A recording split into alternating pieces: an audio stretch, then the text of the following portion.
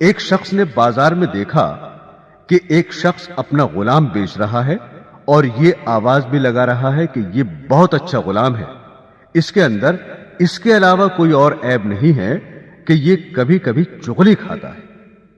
کسی شخص نے یہ آواز سنی، اس نے سوچا کہ اس میں تو کوئی عیب نہیں ہے اور چغلی کھانا تو عام سی بات ہے، اس میں کیا خرابی ہے، اس غلام کو خرید لینا چاہیے۔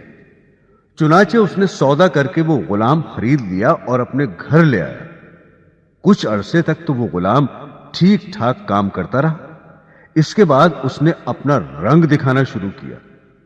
چونکہ چغل خوری کے اندر وہ ماہر تھا، اس لیے اس نے چغل خوری کے اندر اپنا کرتب دکھلایا اور سب سے پہلے وہ اپنی مالکہ کے پاس گیا اور اس سے جا کر کہا کہ آپ کے شوہر جو میرے آقا ہیں وہ کسی اور عورت سے تعلق رکھتے ہیں اور اس کے پاس آتے جاتے ہیں، اور عنقریب وہ آپ کو چھوڑ کر اس سے شادی کر لیں گے، اور میں آپ کی خیر خواہی کے لیے بتا رہا ہوں، کسی اور کو مت بتانا۔ یہ باتیں سن کر وہ بیوی بہت گھبرائی اور پریشان ہوئی۔ پھر خود غلام ہی نے اس کی پریشانی کا علاج بتایا کہ مجھے ایک ترکیب آتی ہے، تم اس پر عمل کر لو۔ وہ یہ کہ جب تمہارے شوہر سو جائے تو تم اس طرح سے ان کی داڑھی کے ایک دو بال کاٹ کر اپنے پاس رکھ لینا، پھر دیکھنا کیا ہوتا ہے، پھر وہ ہمیشہ تمہارے ہو کر رہیں گے، کبھی دوسری عورت کی طرف نظر نہیں اٹھائیں گے۔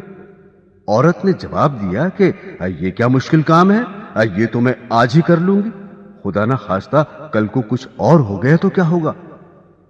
اب وہ غلام آقا کے پاس آیا اور اس سے کہا کہ تمہاری بیوی کے دوسرے مردوں سے ناجائز تعلقات ہیں اور عنقریب وہ آپ کو خیر بات کہنے والی ہے، اور اس نے یہ تہیہ کر لیا ہے کہ وہ آج رات آپ کو اس طرح سے ذبح کرے گی۔ اگر آپ کو میری بات کا یقین نہ ہو تو آپ جھوٹ موٹ سو کر دیکھنا، اور گلا نہ کٹ جائے تو مجھے بتانا۔ چنانچہ وہ آقا جا کر جھوٹ موٹ سو گیا، اور ادھر بیوی اس انتظار میں تھی کہ کب ان کی آنکھ لگے تو میں اپنا کام کروں۔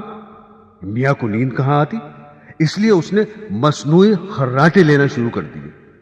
اب تو بیوی کو یقین ہو گیا کہ میاں صاحب کو نیند آ گئی، فوراً اس طرح لے کر پہنچی، اور ابھی ہلکا سا اس طرح گلے پر رکھا ہی تھا کہ آقا نے فوراً آنکھ کھول دی اور بیوی کو پکڑ کر کہا، اچھا تو تم مجھے ذبح کرنا چاہ رہی تھی۔ غصہ تو پہلے ہی آ رہا تھا، اس آقا نے اس طرح سے بیوی کو ذبح کر دیا۔ جب بیوی کے خاندان والوں کو پتا چلا کہ شوہر نے ہماری بیٹی کو ذبح کر دیا ہے، انہوں نے آ کر اس طرح سے شوہر کو پکڑ کر ذبح کر دیا۔ اب شوہر کے خاندان والے بھی آ گئے اور دونوں خاندانوں میں خوب جھگڑا ہوا اور 20 لاشیں گر گئیں۔